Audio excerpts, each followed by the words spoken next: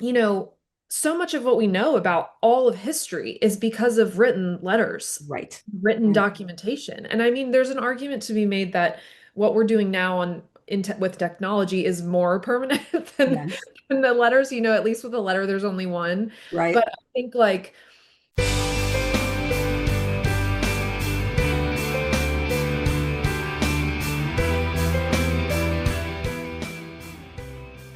Welcome to our latest episode of Book Reporter Talks To, where our guest today is Virginia Evans, and we are going to be talking about her absolutely amazing debut book, The Correspondent, which is a Book Reporter Bets On selection.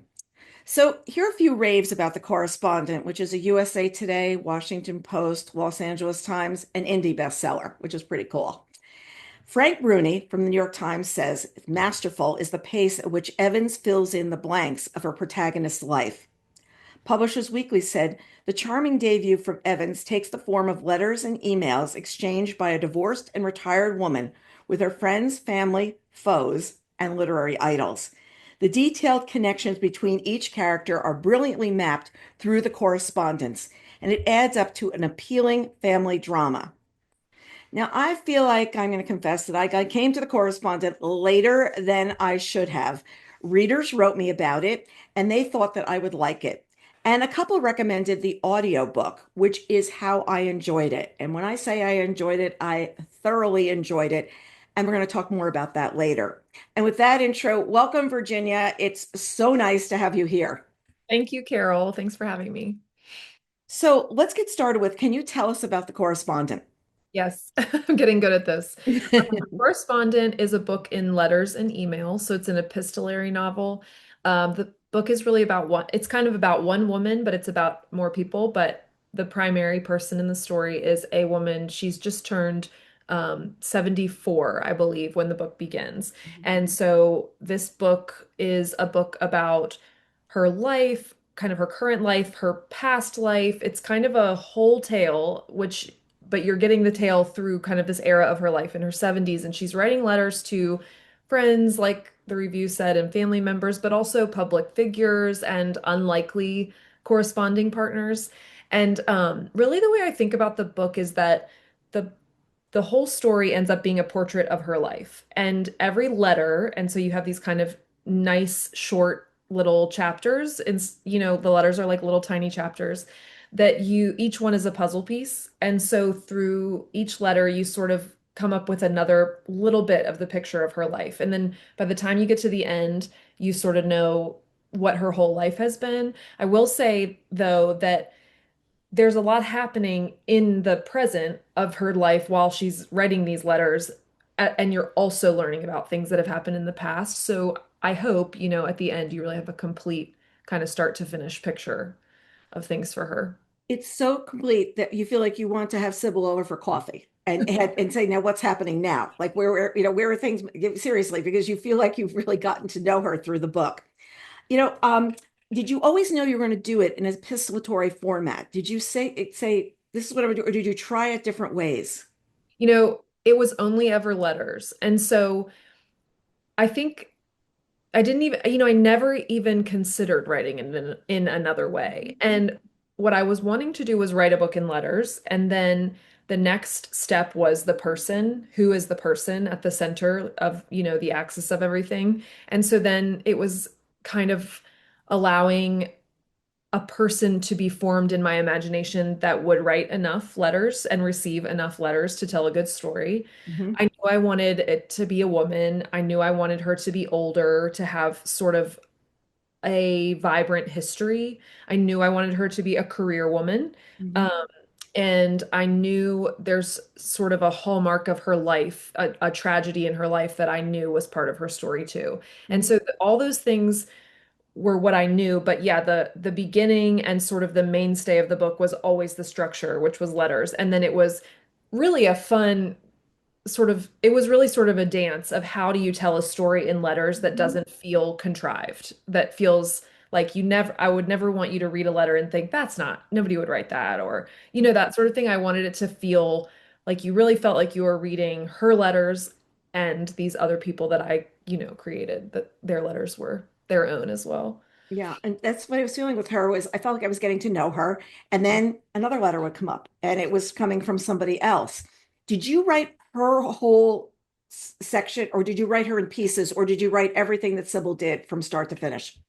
No, I really wrote, I think I wrote the book. You know, it's funny, you start to forget how you did how you did Of something, but course.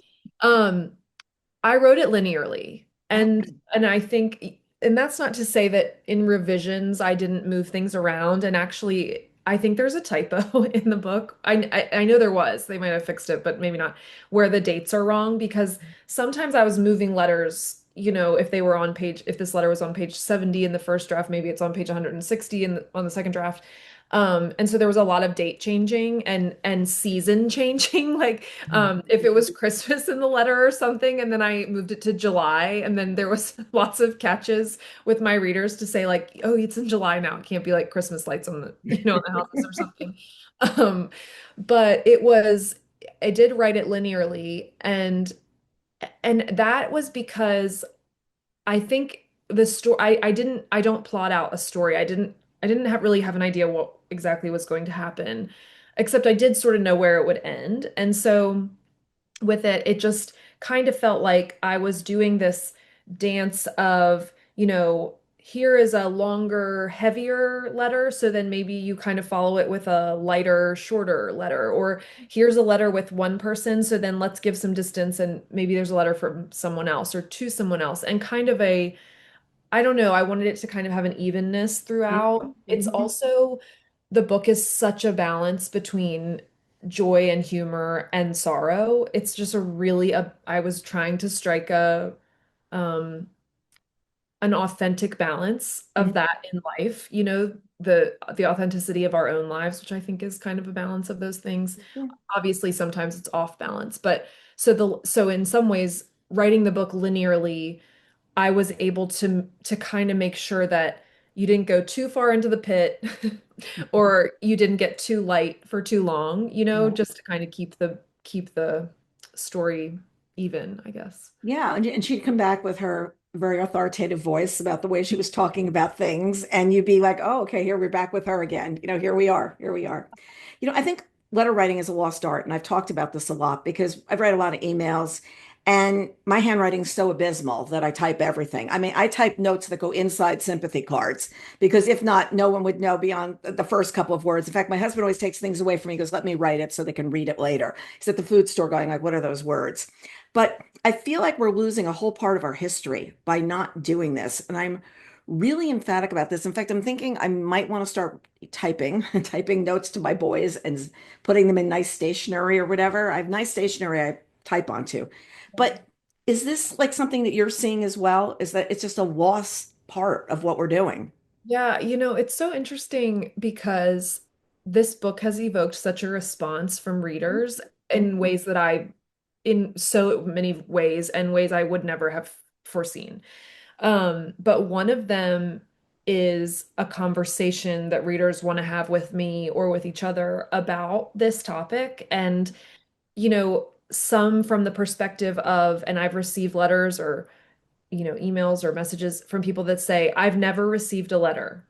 I've never in my life received a letter. I don't even know, this is so foreign to me, this concept. Or I've never written a letter. Like, and there's one corresponding partner that Sybil has in the book who's a younger girl, and she says that to Sybil. I've never written a letter. I don't know how I would write a letter. And you know, I think I'm kind of right on the edge of the generational change of things. I'm in my at the end of my 30s, and and so when I was young, I was writing letters, and so when and then as a writer and sort of a Luddite in my nature, I continued even though when I was in college, we're starting to have technology. I think maybe my family got a computer when I was late in high school, maybe. Mhm. Um, and so handwritten still is normal to me, but I almost feel like my brother, who's 6 grades behind me in school, it isn't for him. It's Mhm. almost like the shift happened kind of right there. And so I, for me, letter writing feels really normal, really part of my life. I still write letters, and I think that seems still part of life, but I am seeing I'm it's like I'm almost at the tail end of people that Hmm. think that way. Hmm. Um, and I just it does it sound dramatic to say that it grieves me? It really grieves Yes. Yeah, I me. agree. I agree. I agree. Yeah, I because just it's don't, really, go really ahead. nice to have something like that happen, and it's just not anymore. It's just not there. And if I could write better, seriously, I would be doing it more beautiful stationery. But there are times where I have to write something three times so that it's legible, and I think my brain just moves faster than my hand. But you know what? I do remember when I was young. I'm a huge Paul Simon fan, huge, and Yeah. I used to write. He had this woman, Sally Moore, who was working for him out in California at Charing Cross Music, and I Oh. would send her like I would write him, and Mhm. Sally would write back. And she'd write on my notes, like she would just hand write on my notes back. Okay. So this is Wow. like, I don't know, it's like early 70s, something like Uh-huh. that. Uh-huh. So in 2014, he does a concert at Forest Hills, which is the first place I ever saw him do a concert. And I was driving home that night, and my older son said to me, I was telling him the story about Sally, and he goes, let's track her down and thank her. So he gets online, finds Sally. I write her a note to thank her. I think it was an email. It was an email to thank her for what she did to me as a teenager, as a fan, Wow. as a kid, and how much it meant to me. And we went back and forth for a while about what was going on. Wow. But she has made me, and I don't answer 100% of reader mail, but I try to do it in the newsletter or something, makes me want to answer mail, makes me sit there and say it's important because I remember how me as the 14-year-old kid felt Mhm. getting an answer. And like she'd write things like, yes, that was his wife. No, that song's not coming out. Like just quick things, but it really mattered. It And really that does. stays in your head, you know? It does. And I think there's this thing too where there's so many, we could talk about this the whole time, but there's so many reasons why it matters. Yes. It's like if it's a child, that child will be an adult someday affecting society. And the way that you interact with people matters, and the interactions we have with people who are younger than us or in a different place in the world as or not, whatever, Mhm. the interactions we have matter. And Mhm. I just think the other part of it too is that you know, so much of what we know about all of history is because of written letters, Right. written Right. documentation. And I mean, there's an argument to be made that what we're doing now with technology is more permanent Yes. than the letters. At least with a letter, there's only one. But Right. I think like, I don't know. I just think there's something I mean, this is the cultural converse. In a way, this book has an archaic format. Letter writing feels archaic, Mhm. but in a way, it's actually I think, very culturally timely. I was Mhm. just listening to an interview about the book Culpability and Yes. the whole idea of like the AI Mhm. moment. And so, Mhm. in some ways, my book is speaking into the same moment. It Like is. it's kind of coming from the back end of that and coming and meeting in time because the book is in current times. I mean, it ends in 2022 or 3, I think Mhm. my book does. And I think, it's just kind of speaking into this thing. And the other piece I will say, and then I'll stop, like get off my soapbox, but I think the other part of it is that there is nothing in this world that compares to receiving a handwritten or Mhm. a printed letter in the mail. Right. Going to I your mailbox and finding between circulars and bills and toll pass violations that you have a letter yes. from a human being. It's Mhm. like what else is like that? Nothing. I Mhm. can't think of anything else like that. And it's true. And somebody telling their real thoughts and putting it down on a page and just, a thank you, a this, a that, or another thing. There's sometimes I get thank you notes from readers, and it means so much to get that handwritten note.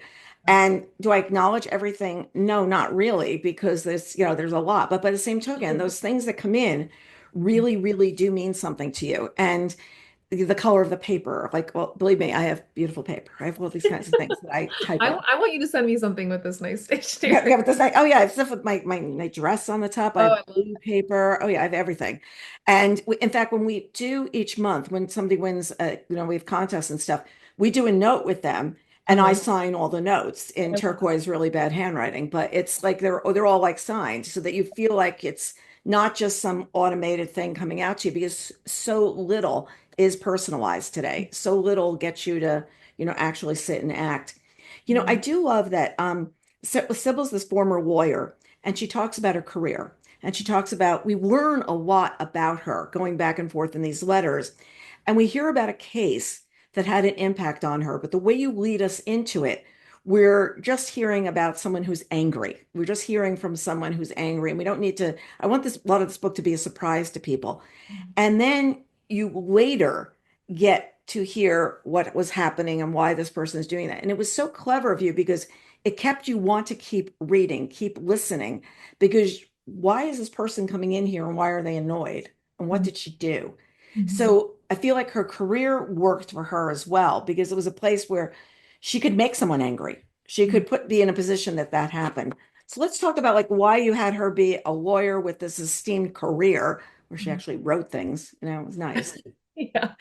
Yeah, I think I think a lot of books that I read with older characters in their 70s or 80s, it can feel a little tropey, like dowdy. I Yeah. don't know. The characterization of a person in those ages feels like a caricature in a lot of books. And it usually is with like a side of sort of like a dose of comedy or like ridiculousness in Hmm. some ways, Hmm. or not all the time, but that's kind of what I feel that I mostly read about older people. And I just dispute that. I just dispute that because I think of myself in, not so long, if I live that long, Lord willing, that I will also be an older woman. I don't want to say old, who's old, Hmm.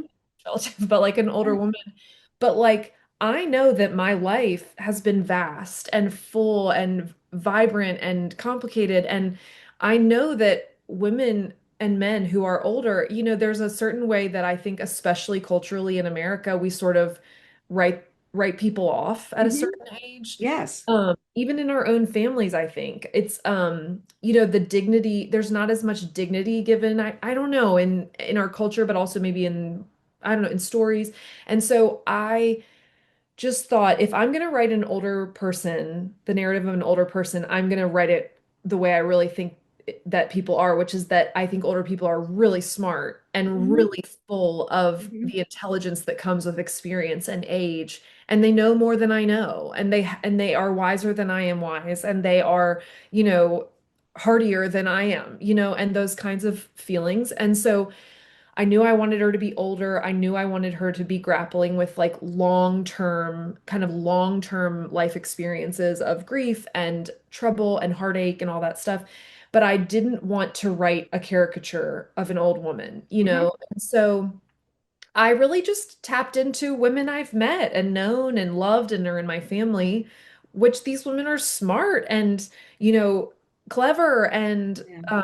loving and kind. And really, the word that comes to mind is just vast. I just think the older we get, the more vast our interior becomes. Hmm. And so, and so, when I imagined her almost like me or a friend of mine, but just 40 years down the road. Hmm. And Hmm. so, and taking what I know of what's in the interior of me as a person who works and has children and is married and is has lots of things going on, and kind of then moving that forward in time. And so then I think, well, then this woman's amazing. She's smart. She's done a lot. Like, she is respectable and fascinating. And so I wanted her to have a career that was um intelligence based, Hmm.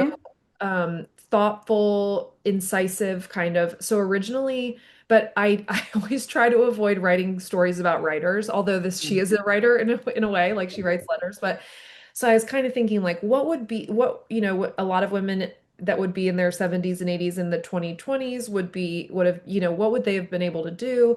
And I was just kind of noodling. And so law kind of came to mind. And I originally had her character that she had been the presidential secretary. That was her when in my first draft, she had been the sort of like the front like right outside the office of the president secretary. And then but then we kind of after my first draft I thought I just am not going to touch politics with a 10-foot pole. It's just not worth it. Yep.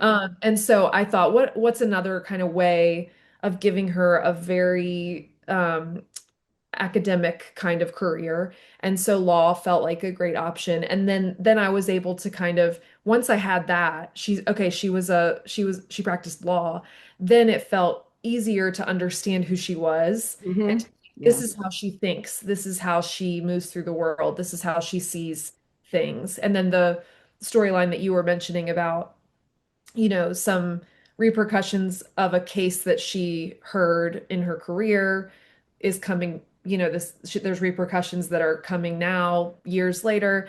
That felt like it was a fun isn't the right word, but the getting the story down was really good work. It felt It's like good work. satisfying. It's completely satisfying when you see the way she sits and looks and sees what's going on. And it's, right till the end. I just love that.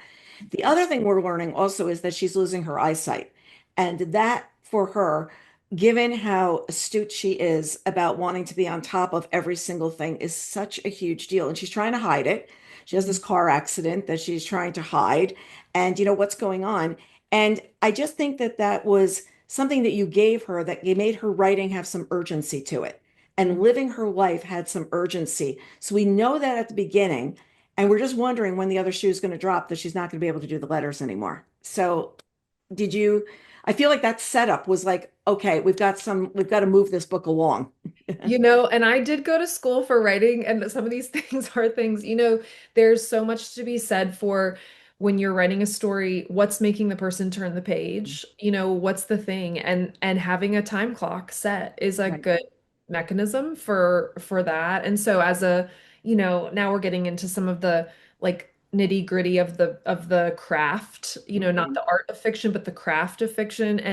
And that was a tool that I was able to use, which it was really neat because I wanted there to be a time clock, but I didn't want it to be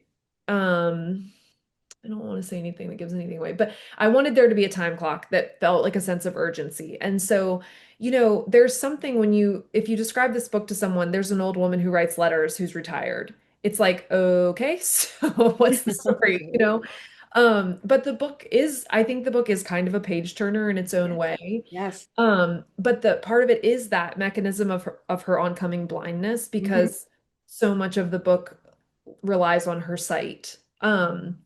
And there's something about her, there's like an inversion process happening because she starts off the book, you kind of meet her and she's very, she's set in her ways. She Oh, doesn't want yes. to hear it. Yes. Like, she just doesn't want to hear it. She's not No, changing. This no. is, and throughout the book, she does change and she does soften and her life does move and shift and change. And it's kind of at the inverse of her. It's like it's like she's opening up her eyes in a lot of ways as her blindness is kind of like coming on. Um, and that was interesting. After I wrote the book, I listened to an interview with Zadie Smith, and she said, a lot of times people will say you have to write what you know. And, Hmm. and she said as a response to that, I think you either can write what you know or write what you fear. Because Hmm. she said those things are equally vivid in your mind. I thought that was so smart. She's so Yeah. smart. It's true. And What do you fear? What do you fear? Write about it. Write about it. Tell people about it. and it's vivid and you can imagine. And so for me, it's really interesting because I heard her say that once this book was maybe even already published. And it's not a spoiler to say, this from the first 10 pages of the book, but Sybil had a child that died. Hmm. And losing one of my children and going blind are my two biggest fears. Hmm. 'Cause I Hmm. think if Right. I was blind, what would I do? What would I have? And losing your child is an obvious one. And so I thought that was so interesting that she said that in that interview because I thought, oh my gosh, I wrote this book out of what I fear. Yeah. Like that's what it came out of. My fear is on those pages. My fear is there. I also love that she was adopted and she gets a birthday, oh, she gets a Christmas gift from her son to find out. her, what her peerage was, which is probably the way that she would sit there and say it at this point. And what it is. And I did love, there was this funny thing that he bought it on Christmas Eve. She finds that out later on. And I thought Yeah. that was such a clever little thing that you put in there, that her present from her son was bought on Christmas Eve. I'm so happy you're the first person that has ever mentioned that to me. It's the funniest part of the whole book to me. Bruce bought it. She's like, she finds out he bought it on the night before. Like it's some thoughtful gift, but it wasn't. And she's not sure she wants this gift, but when she calls, she does not want her information, and this is not giving any way to be shared any place. And she starts having this whole correspondence with the person at this agency. And she finds out that the date it was bought. And when I read that, having two sons, I burst out laughing because I could picture, like, we're on the way to my father's birthday, and I'm like, "Do you have a card?" Like, and Oh, it's like, yeah. where's the card store? It's like really so funny. I just couldn't stop laughing. So Thank you for noticing that. That makes me happy. yeah, and then Sybil's like she's throwing. I think the notes going back and forth between her and Bassam, who works there, are just like amazing. Of her like trying to figure out, like, what do I want to know, what don't I? I just love it. I Mm. also love that she writes best-selling authors and often gets a reply.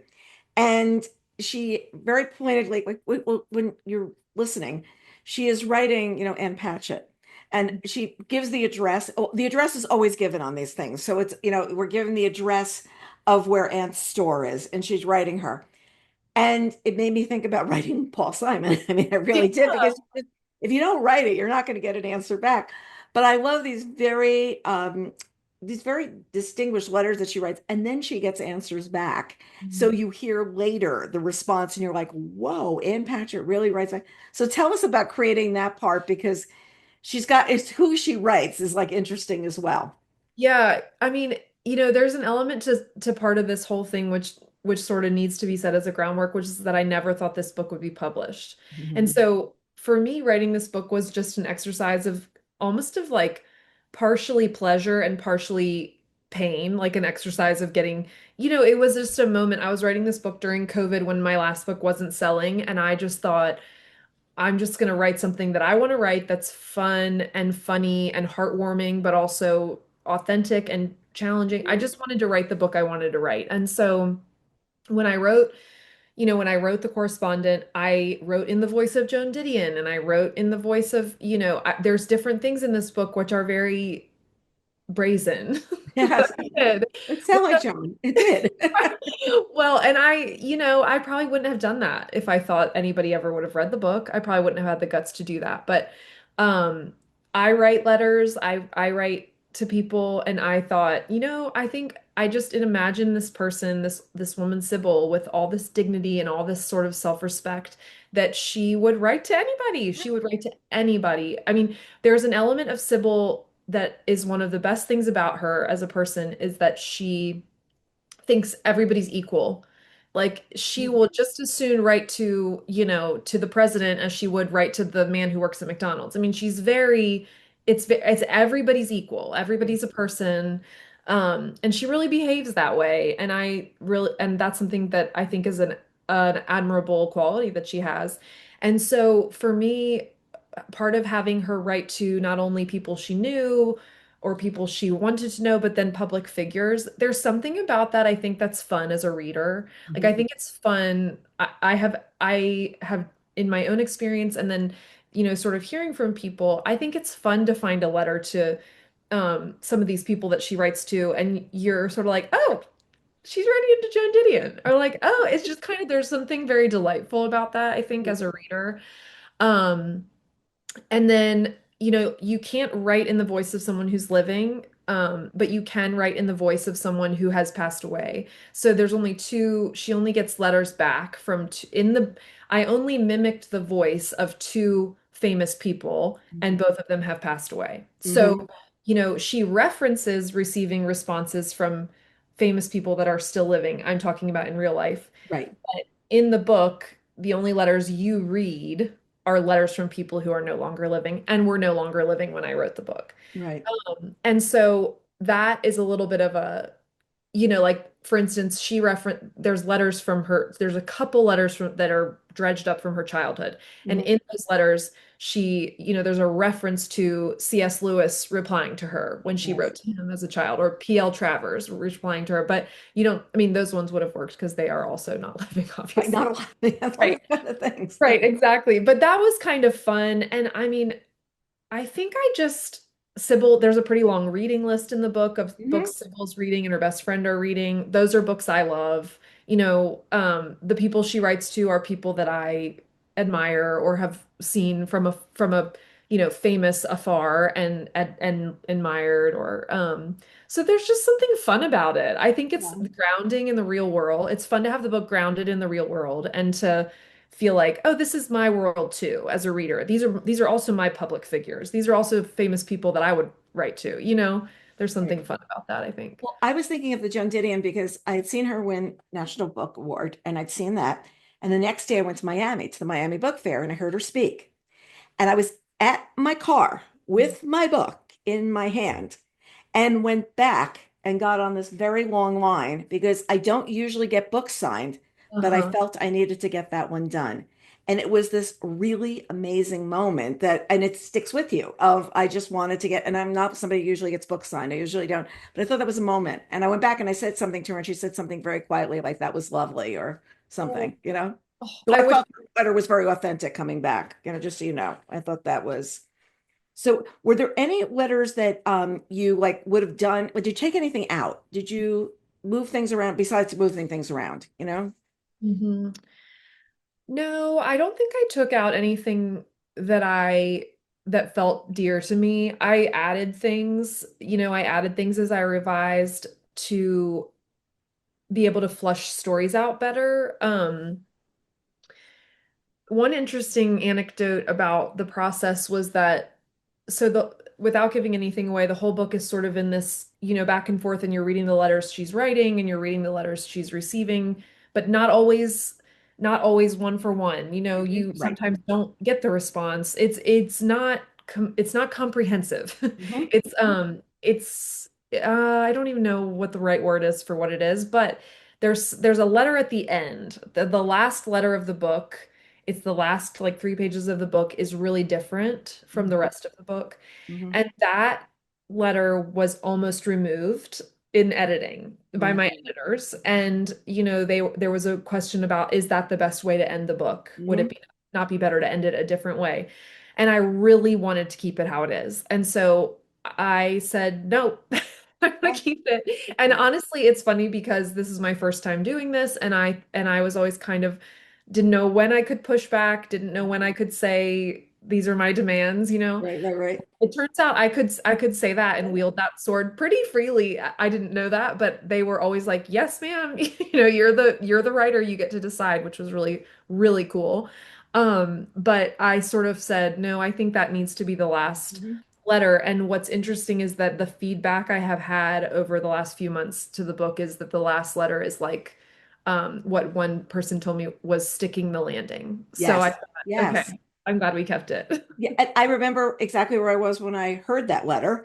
And I was like, wow, this is like, oh, that's what, oh, wow. And then it made me want to go back. So it Yeah. was really, it was so well done. And it's like, we can't give anything away. I want to have you back as a book reporter. We do Bookachino Live book clubs with Oh, cool. readers after people have read the book. So I've already decided I want you next year when we can actually talk about everything we can't talk about now. So, but it's and we see the arcs come to think term with things like she gets some kind of brutal letters from other people too about things she's done, and people, and you see friends and those outside saying to her, this is what you have happened, and you see she does not respond immediately. You don't see how her response is for that for many many pages or many many hours of listening before you hear the next thing of what comes back. And I thought it was really good because I feel like she's coming to terms with these things as she's hearing them, but she's not ready to do it. And did you feel like you had to hold some of this back and say, if she does this now, she's going to explode? That's such a good way of putting it. Yeah, some of the timing and the beats of time that pass between certain interactions was really on purpose. And I put a lot of thought into that because you're taking a woman who is um independent, smart, very stubborn. And I think it would take time. I think it takes time for a person like that to receive criticism or to receive truth and be able to think and sit and think and sit and think and then maybe, Mhm. not even always, come back and say, okay, I see that you were right, Yeah. um, and even there's kind of a big moment of that for her in the book. And it's almost like she probably other things that happen make her go back and be able to receive it. It was just always this dance I was doing. Really writing this book felt like this very intricate dance between what you say and what you don't say, what you Mhm. say and what you don't Mhm. say. Because you know, the vehicle of letters gives you a lot of freedom in some ways. You can she can write to anyone. There can be any number of people that I could bring into the story to kind of guide her. Like, the old Greek like mythology, like the guides along the path. Like, who are the people that come as her, walking partners along the path of the journey or whatever. But I think and so in some ways, the mechanism of letters is very forgiving and malleable. But on the other hand, it's very restrictive because you only can say what someone would say in a letter. Mhm. There's no narrator, there's no explaining what's happening outside, or, there's no like narrative perspective Mhm. of the book. There's only the words of the people that write the letters. And so there is this dance that I felt I was always doing, which was, then how do you tell a story? Right. Then how do you explain what's happening? It's almost like the book itself is the yin, and then all of the negative space that is not written Mhm. is the yang, or like it's like the negative of the black and the white. I mean, there's this what the book gives you is almost like a scaffolding of a story of Mhm. a world that's happening and has happened, but your imagination is what's filling in the actual things that happened. Like Sybil there's been tragedy in her life. Like, we already said this, it's very early in the story, she lost a child. Well, but you have to put the pieces together in your mind as the reader of what's happening, because you're never going to get the narrator to tell that to you.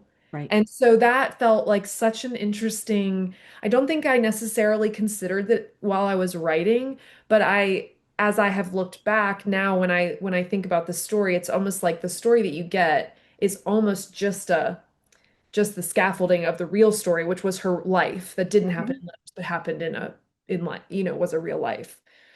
And she So, writes very descriptively about what happens in various situations along the way. So she fills in the pieces, but you still have to have in your head what it was like that day, what it was like that evening, what it was like, any single thing that ends up happening. And also her warming up to a relationship with somebody else, because you see this woman has had a wall around her.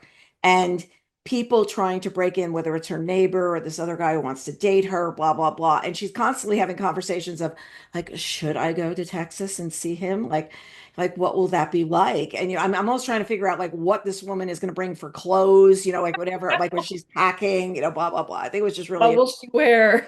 yeah, like what was she going to be doing for this? Yeah. So here's another question. I think your editor was Amy Einhorn, like working on this. How Uh-huh. did you two work together on this, which is always an interesting thing as well, is like, what did you do with your editor? Yeah. Oh, she's the best. Amy's the best. I feel so lucky that she happened to read my book. I mean, it feels like such a miracle. I mean, kind of everything about this book being published feels like a miracle, but Amy, Amy just gave me so much autonomy. Hmm. She basically read the book. She came to me. She said, I want to buy it. Here's the deal. I love the book. She said, I haven't cried reading a book in a long time. This book was really refreshing to really Feel feel. like I could cry. Yes. Yeah. And she said, she, this isn't like verbatim, but she said, there's a couple things that don't quite land, like in the draft she read, Right. and there was a couple things that she felt like needed to be figured out, in for the plot to kind of to be for the story to really to stick the landing, basically. And she has such good instincts, and it was like as soon as she said the things to me, it was like I already knew, but I needed her to say it, and but it was very little. I mean, I think she kind of gave me her notes and she said, "Okay, what do you think?" I think I made the changes over like a week or 2 weeks, which was pretty short, and I sent him back and she said it's perfect. So the editorial process was like really fast. I will say my agent Hillary is a really very, very, very shark-like editor, and she helped me. Like we revised together before we took it out for sale. So it was really in a good position. I mean, I think the book was in really good shape. I Um, love that. I love that. I love that the care was taken before it went for that next step so that and then somebody else is looking at it. Amy's got a really, I mean, known her for years. She has a really critical eye of what to do, but she can hone in and say, that's it. Like, there's yes. where to go. But it's sometimes when you've got something and it comes in as like, I'll just use a terrible word, but like a mess. And you see there's something there, but it's going to take a long time to fix it. There's Mhm. times there was a book a couple of years ago. I'm not going to tell the name of the book that was redone 8 times. Oh, And you know wow. what? Somebody needed to read it the ninth because Mhm. everybody was way too close to making those changes along the way. And as a result, the book lacked an oomph that I think it would have had if along the way it had been fixed instead of being fixed later. That makes Mm, sense. And I that's just think so that that interesting. would be like, the idea of what to do. Yeah. So what Yeah. surprised you about the book? I think I read that you had 9 manuscripts of complete books that you've written, and this is like 10. Is this It's 10? crazy. It's like really crazy. Yeah, I am 39 and I started writing when I was 19. And so this is my first like success. So you said like what surprised me? Every single thing has surprised me. I think you get to a point, I think this, the correspondent, I think was my ninth. And you just get to a point where I mean, that is a strong evidence of madness to keep doing something like that for so long when every time you do it, you fail. I mean, and I feel so comfortable with like that being my experience because people before me, like God bless Elizabeth Strout, who talks about the many years that she was trying to publish fiction and failing. I mean, I think if it hadn't been for Elizabeth Strout, I probably would have quit. Just hearing her many times in interviews say, I tried and was rejected. I tried and was rejected. And I thought, okay, if she can do it and then she can write Olive Kitteridge, then I can do it. Right. And so I think you know, so after so long of trying to write fiction and writing things and failing to publish and writing something new and failing to publish, then your psychology builds a protective mechanism, which is I will never succeed. And that's part of this. And so we'll just move through that, forever. And so then when and we'll also say I knew nothing about anything in publishing. I didn't know a single person in publishing. I never knew someone who wrote a book. My family are working people. Like there's not like arts, there's not like the arts. Right, right, right. And so I was doing something by reading books and searching on Google and trying to figure out what do you do? What's a query? What do you do? Who do you email? What do you say? That sort of thing. And so when the book sold to Amy, and Amy's a great editor, which I didn't know at the time. My agent Okay. called me. She was You're like, like, okay. Amy Einhorn wants to buy your book. And I was like, okay. Like, no, no, no. Hold on. Do you know who that is? And I was like, no. I still feel like I don't fully I don't understand. read Publisher's Lunch every day and look at the deals. No, that's not my life. I No. have no idea. But Okay. and so what has been the most interesting thing for me is that I mean, she bought the book 2 years ago, over 2 years ago.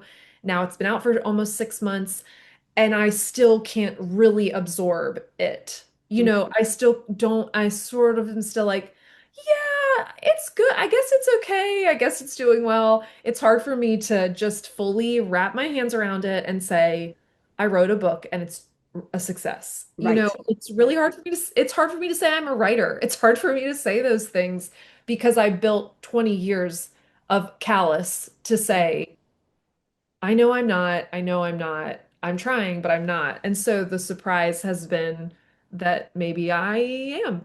Maybe I am. I think you are. I think you are. I think you are. And I think it needs to be lots of acclaim. Oh, Was the thank title always The Correspondent? Was that always the? Yes, Carol, this is crazy. I actually love that you asked this. The first, when I opened the first Word document, I wrote the correspondent and I started writing. I never thought about it. I don't care that much about titles. I'm not big on titles. I'm not good at titles. It doesn't matter to me as much. It should matter. I'm not saying that this is No, a good right. place to be. It should matter. It doesn't. And so I always just had this document as the correspondent. And so then when I gave it to my agent, and then when she started taking it to editors, and so that I remember she made her pitch package and it said like the correspondent. And I said, wait, should we change the title? I don't think that's the title. I said that's kind of just like what I called it. And she was like, I think it's kind of catchy. They'll change it later. And I was like, okay, okay. So then she sells it. And then, and then it goes and it sells to Amy as the correspondent. And then I went to Hillary, my agent, and I said, are they going to change the title? She's like, I guess not. And so they showed me the cover and there it is. And I'm like, okay, I guess that's the I guess title. that's the title.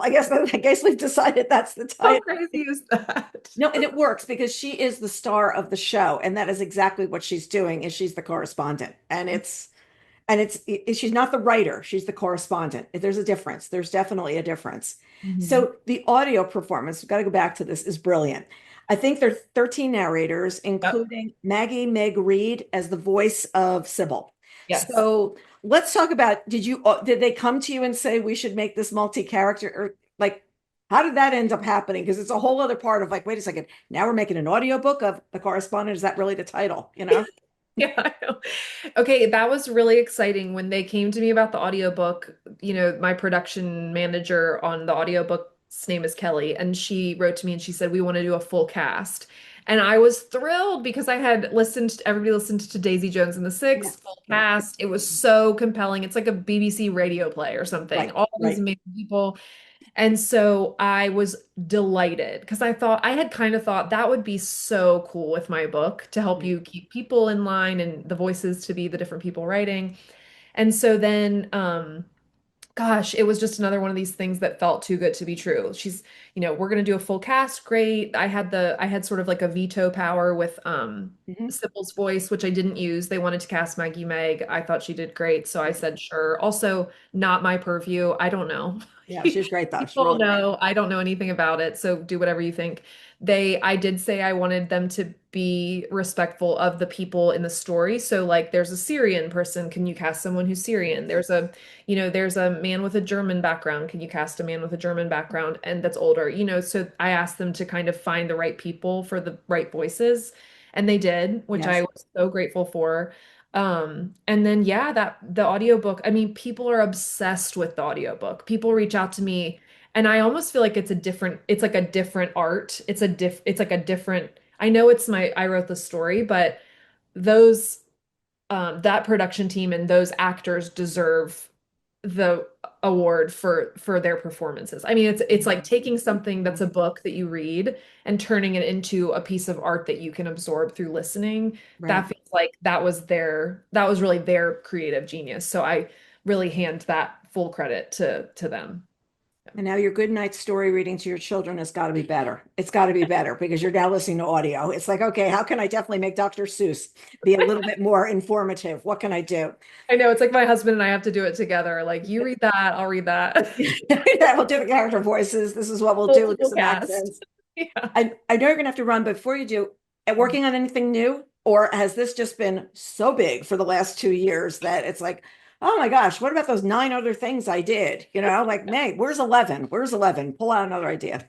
Thankfully, I am a person of almost like military discipline. This is sort Mm. of my lifestyle is that way. So I'm always working. I sort of always am writing, even if it feels like not good, I'm still doing it. So I actually just looked down at my floor because for days I've had all the pages of my new manuscript on the floor, a little like Joe March in Little Right, Women. right. But I just picked them up this morning and put them back in the pile.